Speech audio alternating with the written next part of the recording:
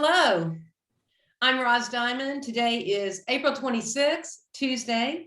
I'm coming to you from Shelter Island, and I'm here with my artist cohort, Michael Pierre Price from Phoenix, Arizona.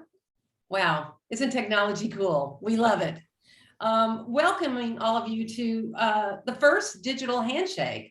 It's a series that we've come up with that is a interview series between artists who are showing in the historic Techspressionism digital and beyond show of international artists that just opened last Saturday out here in Southampton, New York. And wow, what an opening it was. I mean, someone said we had over 300 people, even though it isn't a determination how many. It was a lot, and it was exciting, and it was a really new kind of movement going on out here. I wanted to say a little bit about it. Techspressionism was founded and curated by Colin Goldberg, who also is from this area. And he curated the show as well. We definitely want to give a salute to Colin. Amazing amount of work.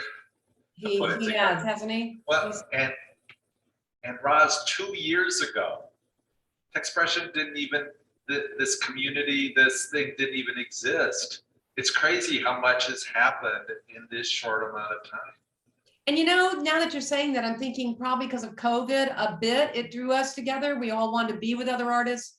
But the funny thing, and you and I have talked about this too, is that now that we've met with these other artists who also use technology for their art, and in our arenas, our private arenas, sometimes we only find one or two people who are kind of out in this ozone in the metaverse where we are and have been, that we're kind of closer to this group that goes all around the world than we are sometimes to the next door neighbor. So it's curious. Yeah. But why not have both, right?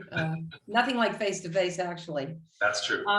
Yeah, I also want to mention Helen Harrison, who is our exhibition advisor and director of the Pollock Krasner House and Studio Center out here in the Hamptons. And it's interesting to note that there was a very famous picture taken of the movement with Pollock and, you know, his wife Lee Krasner, and the whole abstract expressionist thing with Bill de Kooning and many other women too, and men.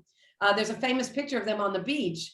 And it was written about recently in one of the coverage reports that this seems to be a historic movement and a different kind of scape, if you will, than that one, which really disrupted the scene a bit, ushering in a whole new arena of American art. And this is really an international situation, but it is tied to this base where Colin showed first, or not first, because she's shown so much, his work is terrific, with the Krasner, with the Pollock Krasner House, and met Helen Harrison, and she found what he was doing interesting. And I just want to quote her, or slightly quote her. One of the main things she said, which I think is pivotal, and she says, "This movement is not about any one style, but rather, in this case, it's more about an approach.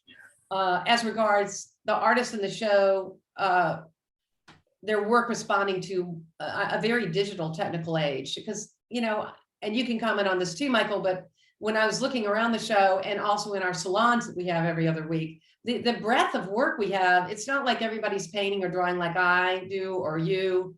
Some are working with AI, some like me are working with software programs like Photoshop and kind of turning those on their ear. And there are now 90 artists with 20 countries. I mean, if you want to. Yeah, it's phenomenal. And yeah, I really do feel that we are responding to the techniques of this very highly informational technical age that we're in. And as artists historically have shown, we're innovators, and you look to see what you can do new and differently and build upon what's existed beforehand. And the fact that this is so international, that it is not dominated by men or women, but there's a real strong presence of all kinds of traditions. I just feel that there's a depth here that's very, very powerful. Right, and it's of this moment. You couldn't have an international closeness and group working together like this in any other age. I mean, because you Correct. just you weren't connected like this, and it's all No, about there were- connection. No, not with this immediacy and not with this power. I mean, we definitely do get inspired by one another, and that's what's so cool about this community. I totally agree with you. Do you want to say a little more about that, or I'll just get on to the? Yeah, go ahead. You're good? Yeah, I'm good. Okay, good. So this is the kickoff of the digital handshake, and it's digital handshake #1. Again, I'm Roz Dimon and Michael Pierre Price. We both have pieces in the show. And so before we share, we're going to be sharing about the works in the show, a little bit about our work process, and perhaps speaking later a little bit or throughout to the most important question we feel, which is like, why are we using the digital medium or technology to create our work? So we're going to speak to that. But I thought first, just to give you a little context, we're just going to go do a little fly through of the show to see our work in context. And with that, I'm going to go share my screen.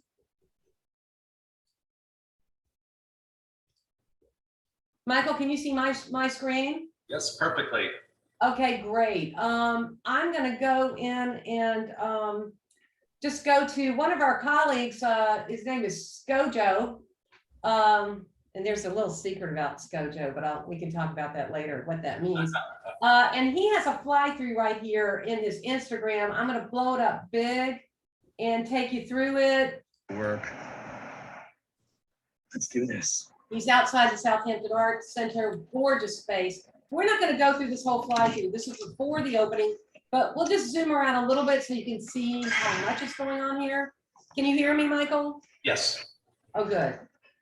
Oh, Davo, our wonderful artist and moderator, Davo, who couldn't be with us that night along with quite a few others. But I'm not gonna, oh, there's Renata. We know everyone, but in this particular case, people are going to be sharing works. So I'm just kind of clicking forward, giving you an idea of what's going on. This is a huge panel of, I think, 15 artists, no, 9 on the wall. That's just one big room. There are 3 huge rooms. There's Colin's piece there in the middle. Invictus, and I'm just going rolling. There it is again, Colin's piece. I actually own one of his NFTs. Cynthia Rubin, a lot of people. I'm not Nina Sabel, not mentioning everybody. Christine Schooley, she's fabulous too. Coming in, and we're going to stop at 8:55 to look at Michael Pierre Price's work. I know this is a little jaggedy, but this is an imperfect art here. You know, we always like the spontaneity. So I'm going through different pieces that Skojo was taking pictures of. Now we're going to be getting, there's Nagin from Iran. We're quickly getting around the corner here. And when we round the corner here, you see how big this place is. We're going to stop when we get to Michael's piece, which is coming up. So Michael's not going to talk too much about it right now, unless you can say a few things, but we'll get more into it after when we go more in depth. But if you want to say something at the moment, Michael. The biggest thing for me was I have a friend of mine who's that I've known for a long time. A long time ago, we worked together on some game projects and such. And he's a collector of my work, and he was kind enough to help me get the artwork to Southampton. He's buying the piece and paying for all of the shipping. And the fact that he was willing to do that on my behalf is the only reason that this physical piece made it there. And I'm so proud of the work, and I'm grateful for his friendship and his support of me. So one little behind the scenes story of how my work actually got there, because shipping is really expensive. Yes, it is. I know. I love that. I'm so glad you shared that. And it's great that he bought the piece too. Yeah. And we like to eat. It's good. Yes. You know? Oh, that's great. Is that good? Do you want to say more? Yeah, no, that's fine. Okay, so we're going through the show, and Skojo, going around here a little bit.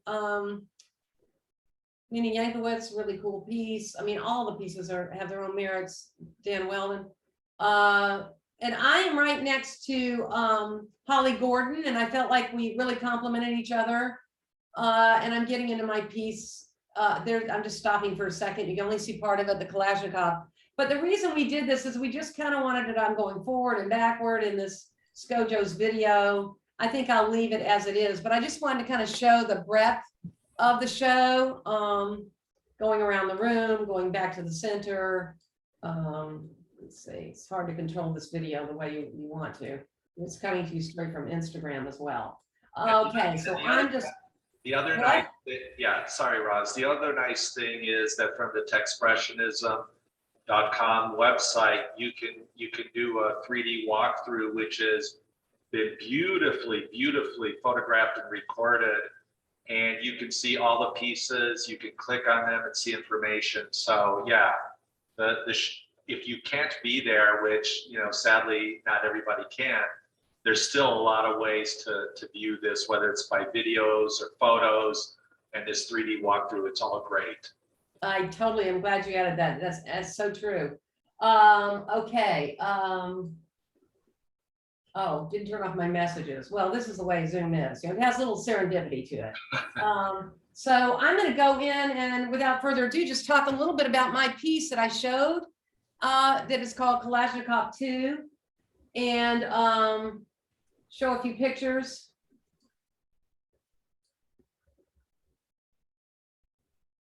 This is the invitation I thought people should see. People were grabbing these by like handfuls to give to other people at the show. Again, curated by Colin. I wanted to show just one shot of a spread that came out in Dan's Papers, which is the rag out here in the Hamptons. And we had a 3 or 4 page write-up that quoted Helen Harrison and compared it to the early Expressionists, and very excited about this as a really new movement. Yeah. Did you see that online? Yes. Michael? Yeah. It's phenomenal. It really is. And I did not, pay any money to get that Kalashnikov up on the banner. I was like, that was absolutely so surprised. And that was an editorial choice. So I was really happy that they put it there. No, it's perfect. Oh, thank you. Thank you. So I'm going to the show so you can see the piece a little better. I'm standing in front of the piece before the opening. 4 people are here. It's 90 inches. It's called Kalashnikov 2, in support of Ukraine. It comes from my gun series that I actually did 4 or 5 years ago, that came out of my Artifacts 2 series, where I was looking at weapons that we all are, and I was really saluting humanity's inventiveness and ingenuity in terms of, I would be using a peeler to peel my carrots, and I would be sitting there looking at it and go, look at that sharp little blade. I'm like skinning this little carrot alive, but it's for eating, and it's for consumption, and it's for good. And the weapon is contained, and it's held together, and it isn't there to puncture or really harm. And then that graduated into forks and knives. I mean, you can cut your meat with a knife, or you can stab someone with it. Into safety pins. Will this little safety pin mend a dress, or will it harm or maim with that little prick that it has? I mean, there's always that paradox in our inventions. And then it led me into guns. I mean, every day on our pages were, in our newspapers and everywhere, we're hearing about kindergartners being killed by AK-47, or things that are really come from the AK-47, which is a Kalashnikov. But they're good things done when it gets down to war, and when you're fighting for your lives. There's a lot of ironies going on right now. So when Colin asked me to show this piece 8 months ago, we didn't even know we were going to, of course, didn't know we'd be in a war with Russia, which makes, we kind of had like this zeitgeist moment, or gestalt or something, like, whoa, this is almost like, we said, do you want to show the piece? I went, yes.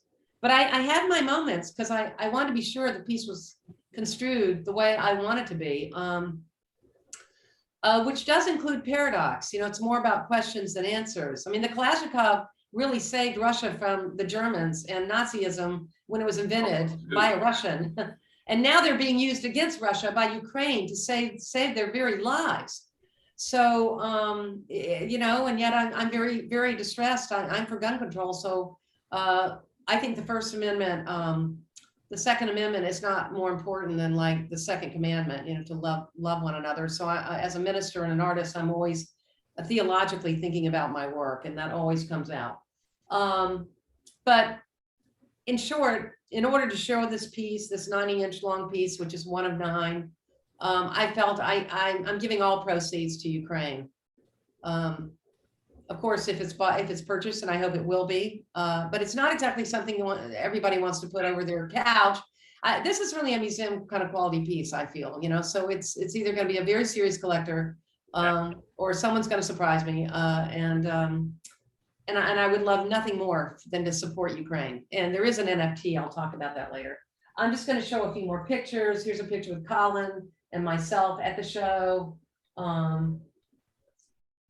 And a few more people. We got Helen Harrison, myself, Giovanni Dubwoman, and Skojo. People at the opening. It was packed and crazy, and there were so many people. This young fellow, and he looked like he'd just come in from, like, I don't know, outer space or something. He had this wonderful orange outfit on, and I said, "Oh, hi, and you are?" And he said, "Oh, you don't know me." He said, "But let's get a picture in front of the Kalashnikov." So it's a serious work, but people seem to have a lot of fun in standing in front of it. Wow. And I just want to get a picture of James, my husband. Yeah, that's great. He's my greatest supporter. Since you shared your story about getting your piece to Southampton, I'll go ahead and share this. But my darling, wonderful husband, he's quite creative himself, and very much he's a security risk analyst and a technological person, and he just knows how to build things outside and in the metaverse and in the real world. Okay. But he loves art, and he's the most supportive husband and artist a woman could have. And here he is. We're driving in his Lexus, which I can barely get in without making sure my shoes are clean. I drive my '91 Dakota. You've seen it, the red and white truck. But he puts the seats down. We load this 90-inch piece in, and he's driving literally hunched up with this paintings over our heads, going to Southampton, and crouched over, and it's balanced. The front of it is balanced on top of our heads. So that's how we got it there. Anyway, I'm going to get out of this preview. So Roz. Yeah. Oh, maybe you could. Okay, so I had a couple questions for you about this work. Yeah. How did you decide on the size of the piece? Because I think that's like really important. And it's curious because going from a digital to an actual printed piece, you're dealing with the physicality of what that image looks like and its presence. And then related is white imagery on a black background versus, say, a black image on a white background. Well, actually, I love it. I love this way because this almost feels ghostly, yes. or emanating. These are great questions. To the first one, the size. This is something where I think education is so important right now for people to hear us speak about these things, because they go, well, I could just go take a screenshot of that online and just put it up on my wall. Well, go ahead, but it's going to start losing resolution really quickly. I mean, when you see this piece on the wall, it's crisp. When I made this piece, I started at a large size at 300 pixels per inch. And that it's sort of like measuring acreage in houses. It's a different way to weight really matters. Like this is like over a gig, I think, but it's only marked. So actually this one isn't, but some of my bigger Diamondscapes, which have thousands of pictures in the layers, they're large in terms of acreage, in terms of weight, in terms of bytes, and gigabytes. But in this case, I go in and I set my canvas, and I think I set it to like 70 by 25 or something. And as I kept doing the piece, it got bigger. Okay. I had to keep expanding and adding more canvas. So it was, and I will zoom in and zoom out, just like I do when I used to work on my oil on canvases. But I'm zooming in the screen and out, and I'm designing this to go out to this resolution. And honestly, I haven't really seen the final piece in a medium except in that ether where I work, which the whole thing is magic. It's all crazy. it's like you're going from your heart and your mind in this other metaverse and coming. I agree, the metaverse is a whole place people are now living, but I'm not sure I should even call the intros of a computer the metaverse, but it's certainly a different universe of pixels, and they're real, and you save them and you back them up. And there's only that one Kalashnikov or however many I make NFTs of, or also you have to just trust the artist at a point. But when I went out to see how crisp this was, when I went out to, I either go to Lamont or I use a few other people to produce my work when I know it's going to be very archival and beautifully done. Also framed here out here in Long Island by my friend Walter of Design Emporium, kind of nutty guy. Joyce does a great job for me, a real artisan. And I like to include them in the work, and I always give them invitations. You know, they're like part of your whole group. But does that answer your thing to size? And when I do a Diamondscape, that's one thing I think that the galleries haven't quite gotten yet, is that the commerce, because there has to be money in things to get exciting. Sure. And that's one reason the NFTs are drawing interest. But you know, when you do a piece or I get a commission from someone, say they want a Diamondscape portrait, I always ask, well, how big and how high are we gonna show this on a building, or are we gonna put it above your bedroom, or you know, in the lobby, and I design it to go out to whatever, it's really whatever. Okay. Whatever money can buy and you can translate into, whether it's tile, mosaic. So you're kind of going from the invisible, unseen medium of digital, at least for most people, out to a physical embodiment. Okay. You know, and I think people have gotten very confused about digital art. They sometimes think, oh, she did a painting and she made a digital print of it. And for those of us working in this medium, I'm working in digital. I'm working with those ones and zeros and programs. Yeah. Like you, maybe at a different phase. I'm working with software and going out. Yeah. But it's powerful, and it can be commoditized. I think the greatest works, you don't start that way, but you certainly think about how people can own them. I'm going to get off this picture. Okay. And we can keep talking. You had another comment though. What was it? It was the size, and what was the second part? Do you remember? Oh, the image of white on a black background versus. Oh, you know what? I'll talk to that in the next few pictures. I will talk to that. Absolutely talk to it. And then the other thing for me is what I find really powerful, and I also found that very powerful in your Lincoln series, is your mark making, your artistic mark making, because you're not replicating like in a photographic way, like a classic digital painting. It seems like you really focus on meaning and inspiration, what those images bring to you that you want to share. I'm not trying to put words in your mouth here, but as somebody who really, really enjoys your work and finds it really powerful, I like the way those marks emphasize what the subject matter is about versus trying to replicate something. Yes. In a traditional, realistic sense. Thank you. You get to the heart of the subject, or the essence, or the feeling. And to me, as an artist, I find that really powerful, and I like that about your work. Thank you so much.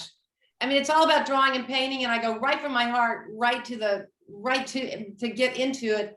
And the only reason I could use other mediums, I mean, some of my digital looks like some of my drawings, but I got into this, as you know, because pixels invaded my paintings in New York City long ago. And the medium is a way that I relate to the particular time we're living in. I mean, some of those marks in that Kalashnikov, even though, yes, they're my mark and it's with my hand and I'm using a stylus and it's feeling my pressure and my passion, which it is a passionate response to the world or things happening around us. I don't go and say, oh, I think I'll do a thing of this because it'll be successful. Or I just don't think that way. I'm not a trender either at all. Okay. But I do respond to the world, and I know in my mind, as I watch the world around me, all of a sudden I know I start scribbling and I start thinking in these series. Usually things happen for me in series, and I get obsessed with something, and then I kind of obsess on something else. But it is very much about the mark and my heart and mind intuition to the piece, and it evolves in a way that I certainly can't predict. I'm a real gestural person, especially. I call the drawings like poems, you know, my diamondscapes are more like novels. I'm taking everybody to the Techspressionism site where they can go through that 3D experience that Michael was talking about and see more about the show and read the press release and see pictures of the international reception, which is why we don't have to talk about everything here. But I'm going down and scrolling. Here are all the artists in the show. And I'm going to take you to my page. And I hope that maybe Michael will take you to his, or I'll take you to his. And I felt it's important to share with you my statement where I say I use a machine to draw a machine in my Artifacts 2 series, ranging from safety pins and razors to high-powered semi-automatic guns. I draw with multiple brushstrokes and opacities. One mark to a layer, my digital pen responsive to my touch. A powerful weapon can paradoxically look like a melody. These works speak to humankind's inventiveness, precision, and craftsmanship while raising ethical questions about our power as the ultimate biological weapon. I'm going to go to show a little bit of this drawing where the original Kalashnikov 1 was black on white, and it was videotaped. And I'm just going to go into that for a minute, share that with you.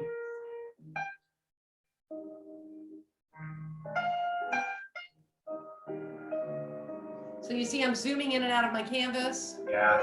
I'm looking at I don't own a gun, and neither my husband or I have one in our entire household. But there is a gun on another screen, a Kalashnikov. Yeah. I knew I had to draw it. This is really instructive to see your technique. I love it.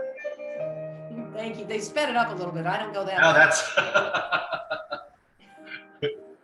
I know my friends from the South in Atlanta said, "Wow, you actually slowed down when you got to New York." I used to go like zooming, like I was running people over down there. You know, like, "Hey, Roz," you know.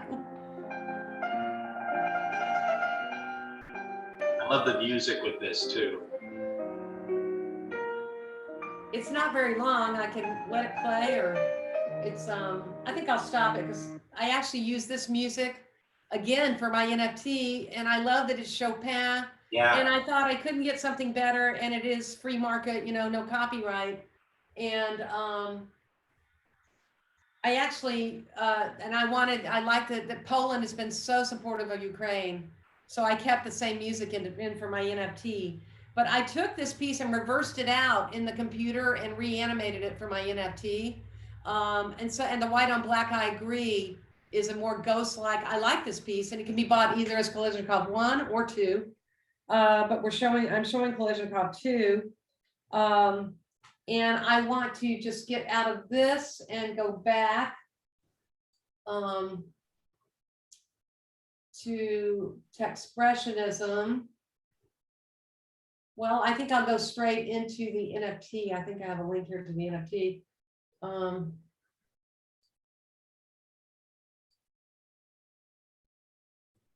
So here we go. And you can turn the sound on and off, but it's the same music.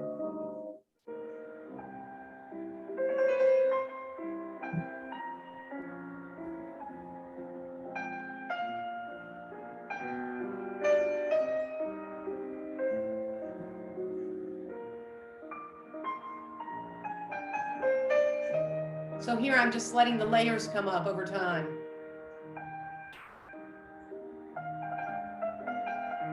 I have a whole team that works with me, and one of my particular young coders, I could do this, but I had him do it because I had all the layers. No, it's really riveting to watch. It's cool. And then I put the timestamp on it for the NFT. This is, I'll stop it, but this is actually one of one, unique. Still trying to figure out how the best to go out into the NFT world. It's a one-in-one unique, one of a kind. So whoever owns this, they'll only own, they have their hand embedded in this animation, and it's one and only animation. Now, whether they want to play it for other people, even then, the digital code, the blockchain has encoded their name forever with this piece. And that's where it gives provenance to artworks that are really important. In the early days of the metaverse, where we are, you know, in the information world. So it is this piece. I had it up at 2 ETH. I put it down to 1. You know, I haven't spent all my time promoting. I just can't. You have to just keep working as an artist. Yep. And I also, if someone makes an offer, I will consider it. It's 1 ETH right now is almost $3,000. When I put it up a few months ago, you know, it fluctuates. Yeah. But the piece itself, the still image, one of 9 only, is 4,500, with some proceeds going to the Southampton Arts Center. But again, here, I'm taking no cut. And if the person wants to make money when they sell it again, the royalties to me, you know, I haven't quite decided on that, but, you know, totally. But I want Ukraine to get a lot of this. You know, this comes out of the heart. Okay. So I did want to show more, but we've got to get to you. So I might come back. It's already getting later than I thought, but we didn't start till like 2:20. We're probably okay. All right. I have some abstracts of the inner of the gun itself that are close-ups of the gun. Do you want why don't we talk? Let's take a switch and I'll come back to those. Okay. That's totally up to you. Because your questions were so great, but it just made it a little bit longer. So I'm going to stop the share. Yeah, because people, you know, I mean, they've looked at this gun now for a while. It's like, you know, really. But I do want to show a few close-ups because it shows how the intricacy of the brushwork inside, you know. Well, Yeah. that's a very hallmark characteristic of digital creation in a lot of ways. That way. In what way? Being able to create this unique set of marks that you can utilize in all different kinds of ways, which is very, very, yeah, it as an artist, you do start thinking differently when you're using a digital media versus if you're using classic materials, if you will. There are similarities, but there are very distinctive differences. There really are. But, you know, don't you remember, like, or at least I would say, when you know, my charcoal fell off and splattered into one of my my glass of water, and I picked it up and made a mark and went, oh, I'm going to draw like that. I mean, the medium affects the message, as Marshall McLuhan said. Yeah. Is the media, is the message, and is the massage, which we talked about together. But in digital, things happen and you go, oh, I'm going to try this. But go ahead. I'm going to be quiet. All right. Well, let's see. I guess I shall share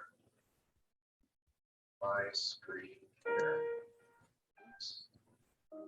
I hate it when things start playing and you don't want them to. Hold on. Oops, I'm sorry. I'm messing you up here. I can't get this music to stop. I just did. There you go. Wow. Well, that makes it live. Those kind of things happen. You go, well, that's an interesting way to talk with someone else's music behind your work. So I'm assuming you can see the piece here in the Photoshop. So this piece is one of 13 that was in a solo show that I had last year called Call Me Ishmael. And it was the largest piece in the show, and it was on the back wall in kind of a U-shaped formation where the artwork was in the gallery. And it's a pivotal piece, and it's mathematically created, begun using fractals. And a 3D fractal program, and it took me a lot to get the coloring and the shading the way that I wanted to have this turn out. And I wanted to read sort of my message of what the show was about, because this is a central piece that ties into that, and I'll explain it in just a moment. I want to say one thing though, like you interrupted me. Seeing this piece alone and not part of Call Me Ishmael, which I didn't get to go to the show, but you took a little walk around for me, or I saw some pictures. But seeing it alone, it has such a power and a beauty to it. Oh, thank you. Really expansive piece. Yeah, thanks. I'm just showing it completely. Does that show up differently? for you on screen? Looks like maybe less of the menus on the screen. So that's Yeah, good. okay. So in this show, I had 3 surrealistic pieces. And there was a central character, it was a black bird in each one of those surrealist pieces. And that black bird was kind of like the central storyteller. So I'm just giving that as a background. So call me Ishmael. It is as good a name as any for a blackbird such as me. You see, I am an observer and I am a storyteller. My tale has no clear beginning and certainly no end. But the middle, oh, the middle, it repeats and repeats and repeats, but never in the same way. If you might allow me, I will try to explain. I've always been aware of your world. It is my role in the grand design of the universe. But from where you sit in the physical world, the universe appears very differently than it actually is. The physical laws of the universe bathe your existence, while in the metaphysical, truths are that the universe contains or conveys feels insubstantial and unreal to you. My world, the metaphysical one, is a fleeting shadow that feels like a trick of the mind. You see, my role this go-around is to share with you a fuller understanding of the existence so you might have a truer sense of it all and of yourself. The universe is unending and cyclic, no primal beginning and no ultimate end. Each cycle or eon has its own story, and each story flows from one to the other. As one story concludes in what is known as the gathering, the stage is set for the next, creating an infinite spiral of dynamic harmony. I am the observer from the metaphysical world, and I keep touch with each unfolding story of the universe deep within me. But when an eon ends and the next one begins, all that I knew previously fades away like a dream at dawn. Ultimately, what I am left with is a deep metaphysical wisdom, not the particular stories. And yet, it is because of that wisdom that I am also the storyteller. The physical and the metaphysical worlds are inextricably linked in this universe of ours in a conceptual framework, not dissimilar to quantum entanglement. We are not 2 halves of a whole. No, any imagined duality is an illusion. Our worlds are entangled much like a Mobius structure, creating a singular connected existence. It is this higher order linkage that is the engine of creativity and change in the universe. The framework of the physical world is built upon the precision of mathematics, while the metaphysical world, it is the flexibility of language. The physical world is a waking universe. The metaphysical world is the universe dreaming. My world is not bound by time. It either sleeps or it dreams. We live when it dreams, and the story unfolds when we are alive. When the metaphysical world sleeps, the story rests and we in turn dream. My dreams engrave the story within me. The works of art in this exhibition are the visual signposts in telling the story of the metaphysical world within this particular eon of the universe in which you exist. It is my gift to you. Taking the time to understand this story is your gift to yourself. I know that's a lot to read and a lot to take in, but that's what my solo shows are about. They're about like big cohesive concepts. And for me, that's my spirituality, is this sense that the universe exists, we are here, and darn it, that's all we need for this to be sacred and special. And Absolutely. all the window dressing that we get stuck on keeps us away from one another, unfortunately. And so this piece, like your dissimilar, but like your Kalashnikov piece, this is 54 inches by 36 inches, just shy of 175 million pixels in the whole piece. And you can see, I'll zoom out just a little bit here, but you can see there's a lot of detail to kind of take a look at.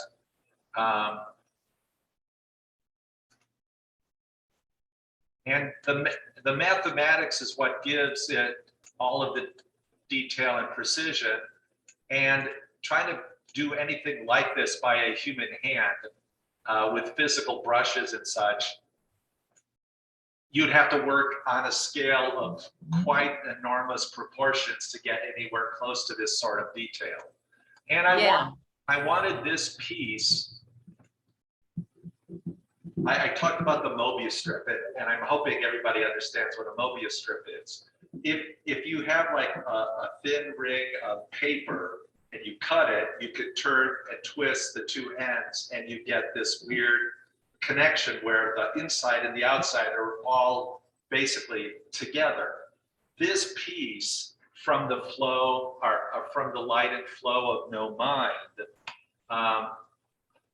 is about that area, basically the Mobius strip of the universe, where conscious beings may or may not come about in this particular existence of the universe. And it's in that Mobius strip element where the metaphysical and the physical are the most interconnected, and it's where the physical properties and the metaphysical properties of this incarnation of the universe determines whether there will be individual conscious agents within the universe. And obviously, since we're here, and we all think we're conscious, that in this We think we are.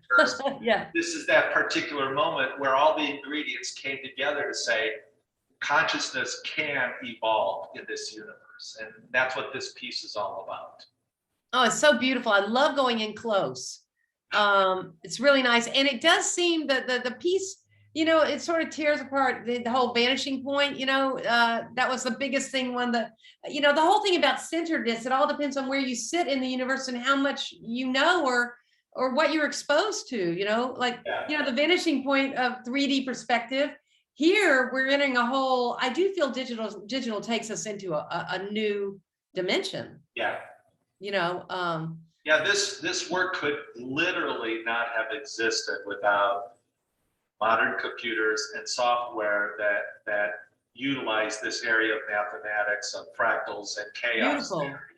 It has this sort of quick infinitesimal cycling going on that is beyond just my hands. You know, we have extended beyond our senses. Yeah, so this literally could not exist without the technology that we have today.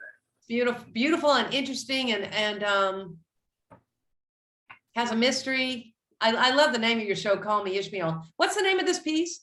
From the light and flow of no mind. And no mind, so I'll try to do this real quickly. No mind for me is that flow, that essence of this core principle of creation in the universe. Obviously, we have religions that talk about God and all of that. For me, this is more along the Buddhist thought of being and non-being, and that you don't need some sort of mega huge intelligence running this whole thing that we have to worship in any way.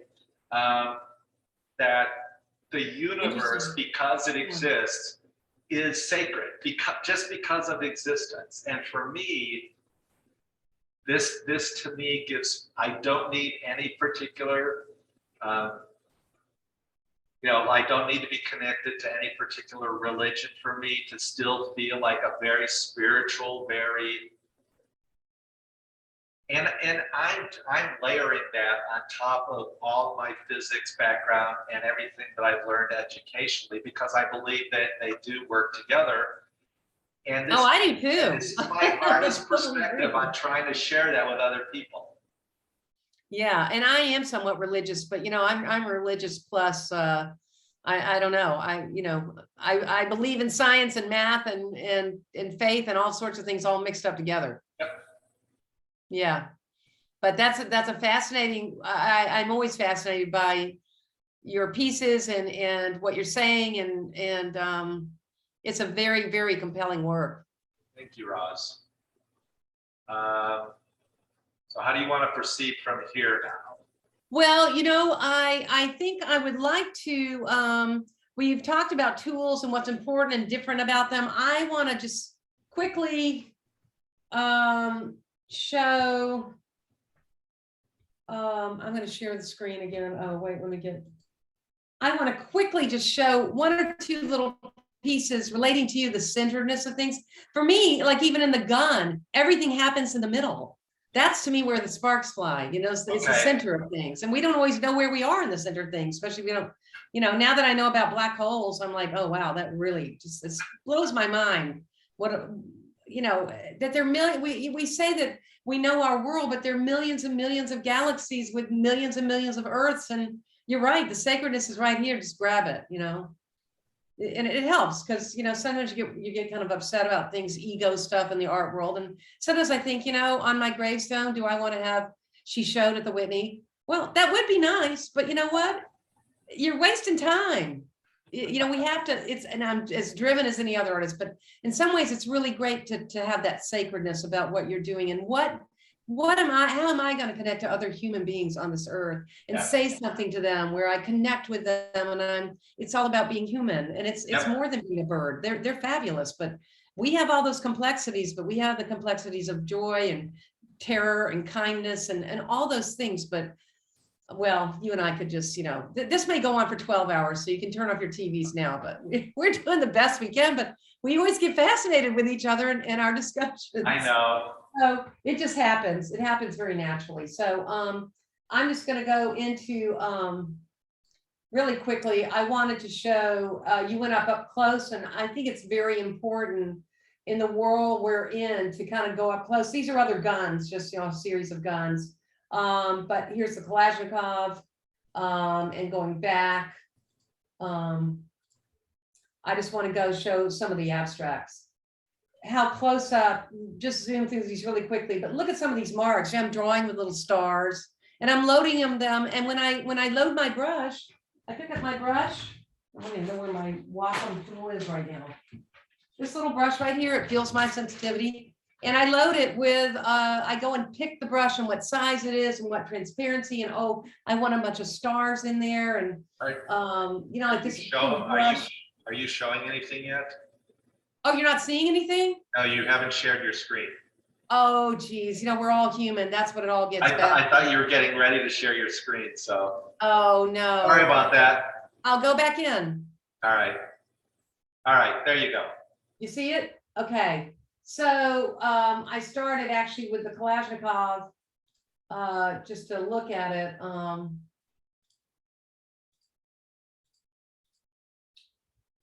Well, I'll just start where I am. These are little close-ups within that Kalashnikov gun.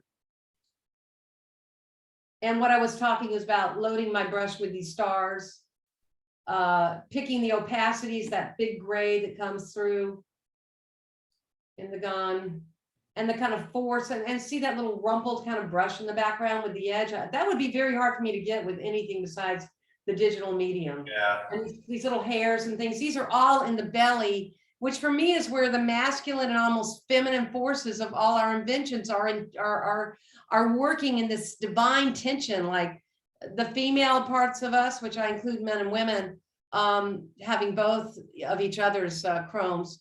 I think the female in us, the birthing nurturer, holds back that seed that's going to come out of this gun. It says, oh, do you really want to pull that trigger? Because when you do, you're going to have rounds coming out. So there's a sort of force going on inside the belly of the gun. This almost looks like a beautiful poppy field, and I'm right in the center of a Kalashnikov, and these marks. I can't get these marks any other way, but with this particular medium. But we did want to talk a little bit, because we both talked a lot about our particular works in the show. I thought before we end, you talked a little about Call Me Ishmael. I guess I don't need to say too much about the Diamondscapes, because I don't want us to go too long here. But I'm just going to go in and show maybe Pale Mail. It's one of my earliest ones, but the idea being that the larger pieces that I do, I'm going to turn the sound off. when you look at it on the wall, it's a piece that looks like this, and you go, oh, what is it? The resolution's a little low. This is a low, an older piece, but it's my most famous piece in the 9/11 Memorial Museum, about finding home when your own is lost. But the fact that you can go inside the layers of the painting deeply, and that you have a bibliography with it, you know, I can't make a, like, you know, as we've talked about before, I've said this in another interview with you. I cannot, Picasso said, I'd like for someone to be able to lift up the layers of my paintings and go inside them. And in these particular works, here's a newer one,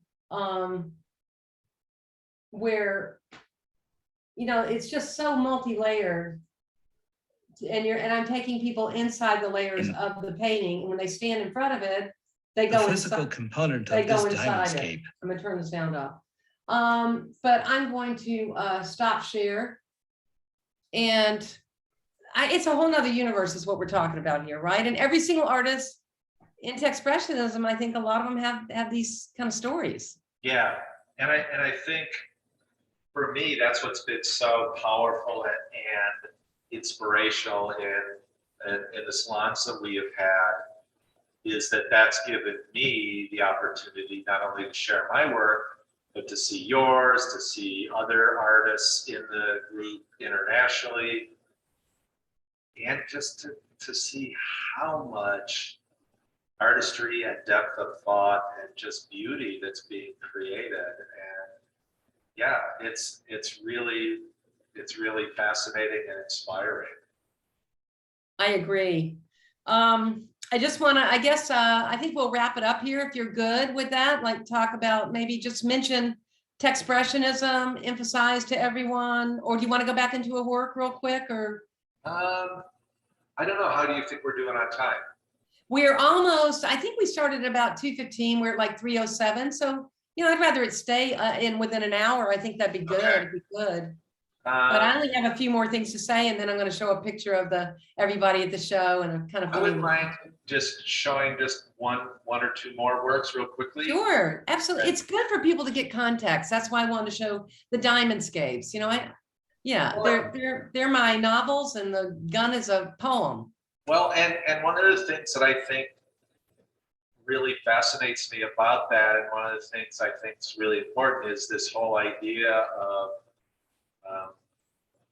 layers like that, and just the information that goes with it. Again, because that's another hallmark of what we can do digitally, is that we can link data, link information to the imagery, and not only through NFTs, but what you've done with the diamondscapes. And to me, that just adds so much more to being able to understand the depth and the breadth of work that's being created. Which is the revolution. Yes. It's the rising new visual vocabulary. Yes. You know, it's like Egyptian hieroglyphics meet word and image. And we have an opportunity now as artists to bring sense to this plethora mess that we're in. I mean, not all a mess, it's fascinating, but there's just so much information. Yeah. And by putting it into a visual, sieving it, going through a sieve where it comes out in a visual language, which every country can at least relate to it. You know, it's not like, oh, read it in English, read it in Spanish. Once all that comes out in a visual work of art that brings all those concepts together through the digital medium or technology, yes. it brings access to people on the ground. I mean, that's always been my thing. I'm not painting for the museums. I mean, I'd love to be in them, but I love it when a little old lady stands in front of a diamondscape and goes, oh my God, what's that? Yeah. You know, scared to death. And I go, oh, well, just touch this little QR code, see, and you can go inside, and the messages are revealed. And there's no mystery is lost by bringing access. Yeah. Now that's my particular thing. Not every digital artist. No, and I understand that. But I mean, artists traditionally have looked at different ways to alter the flat plane, if you will. I mean, cubism and abstract expression. I mean, you know, there's just the various art movements have used, or the Fauvists, you know, looking at how color affects emotion and everything. I mean, it's just. And yes, and the first Rembrandt's time, I didn't realize this, but the first etchings were being done. Yeah, it's crazy. I know. And they didn't even number them because they didn't really know what they were doing. I mean, Yeah. we know what we're doing somewhat. I mean, the digital age has been upon us a while, but we're in a pretty strong phase where it's connecting to people in a larger and to the art world in a way that everybody's kind of going, what's going on here? You know? All right, I'm going to share real quickly. One last time here. You see this piece up real quickly here? Oh, yeah. Okay, so this is my take on basically expanding. I won't talk about the piece too much, other than this was for a previous show that I did, my square root of -1 show, and this piece has 3 separate QR code cubes in it that are actually active. And Oh, great. if you read the QR codes with your smartphone, one of them took you to a webpage that I explained all of the symbology in here, from the QR code piece that's here to what the physics equations were about, to what the symbology of the ants and the everything in here. And another took you to explain what the heck is the square root of -1 and why is it important. And then another one. That's an exciting math lesson if there ever was one. Yeah. So seriously. So that was one thing that I really enjoyed doing. This piece right here is going to be in an upcoming show locally here in Phoenix. And this is a piece that was inspired using AI and using language, the text-based AI, and basically it created a just under 600 by 600 pixel image, and then this ends up being 6600 by 6600 pixels. So I take these AI images and I conceptually think of them as seeds that I have to grow. And so this piece is my concept or my idea of a internet-based cello that people can collaborate together to create musical pieces from. Oh, great. So this is my neuro cyber cello. So just another concept that I was playing around with. And this is one that I just finished last week. It's called The Hierarchy of Infinities. And this is another mathematical piece, but it's one that I really, really like. And I just thought I would share it. And again, this is something that I couldn't create without modern technology. But what I wanted to do was pay tribute. Since all that I work on, I end up printing myself. I print using Canson Infinity paper, which is from the Canson company, which is in France, which has been making paper since like the late 1500s. Picasso and others have used Canson for some of their works. And I wanted to have that connection since my mom and grandma were both born in France. I have that connection. And I wanted something historical that this modern work gets finished on. So for me, that's an important factor in this. That's nice. Yes, I work digitally, but I create for prints, and I wanted to have that historical art connection there in the work that I create. So. And I think it's important that we attribute techniques and methodologies and materials and even historicity, which I see, I don't know, I see in your, like the Vermeer black and white tiles. And I mean, there's historicity in your work, you know. I love art history. It's fascinating the more you learn about it. This has been another fantastic time with you. I want to share one screen and then come back to us really quick. All right. It's just a quick picture. Let me remember to share this time, though. I always do that. I start talking and forget to share. Okay, I'm going to the desktop. Share. Hold on a second. Let me get out of this.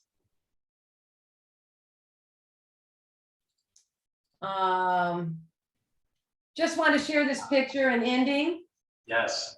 This was taken during the show. I also wanted to thank the Southampton Arts Center, Tom Dunn, who's the executive director right here, Joe Diamond, he's hiding in here. I said, no, you're not a Techspressionist. And I said, I was kind of teasing him, but they certainly are part of this very historic show and helped us make it happen. Yes. And I understand that a woman, Amy Kerwin, also, who used to be there, did great shows, first got it going. And we've got Colin and just a lot of people, but it's not all of us. Ann Spalter, I'm hiding in there somewhere. You know, it's just, the point being, you know, is that we're not, as much as we talk about technology, you know, we're not just technobots, you know, we're real people out here. So I wanted to share, like, just a final, I'll stop the share, but I wanted to share this picture. No, I think that's great.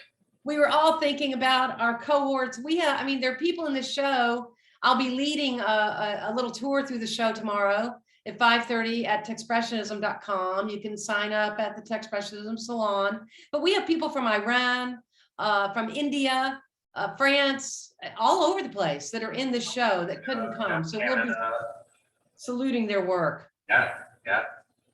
Well, Michael, you and I could talk forever, and I do want to talk further because there are questions I wanted to ask about how you input your mathematical principles, but I think we need to, like, make that another one. And here's to our digital handshake #1. Yes. And I know there are others who are going to be doing them, and I thank you so much. Yeah, and to all my Techspressionist friends, do one of these, because it'll be good to share your work, and there is a lot of interest, and this is the time to do it, because this show is just absolutely phenomenal.